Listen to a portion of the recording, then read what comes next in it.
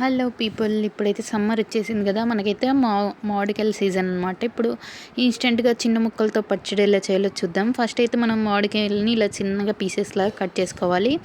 తర్వాత స్టవ్ పైన ఇలా ఒక గిన్నె పెట్టేసుకొని అందులో కొంచెం జీలకర్ర, కొన్ని మెంతులు వేసేసి వాటిని బాగా దూరగా వేయించుకోవాలి.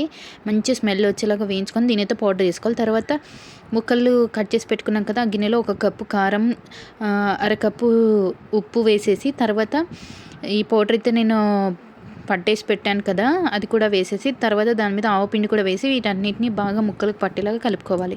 తర్వాత అయితే స్టవ్ పైన ఆయిల్ పెట్టేసేసుకొని అందులో పోపు దినుసులు అయితే వేసేసుకోవాలి.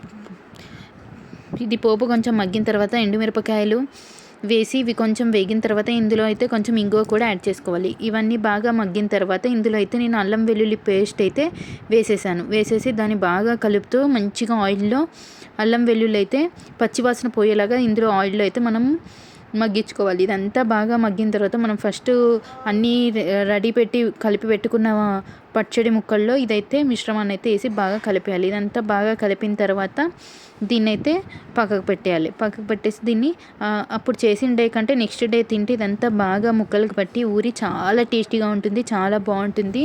ఇది ఎన్ని డేస్ అయినా నిల్వ ఉంటుంది ఫ్రెండ్స్, చాలా బాగుంటుంది. ఒకసారి అయితే ట్రై చేయండి. సమ్మర్ వచ్చేసింది కాబట్టి ఇలా వేడి వేడి అన్నంలో వేసుకొని తింటే సూపర్గా ఉంటుంది. Okay friends, thank you for watching. చూడండి పచ్చడి అయితే ఎంత బాగుందో, అసలు చాలా అంటే చాలా టేస్టీగా ఉంటుంది. ఒకసారి అయితే ట్రై చేయండి. Thank you for watching. Like, share and subscribe.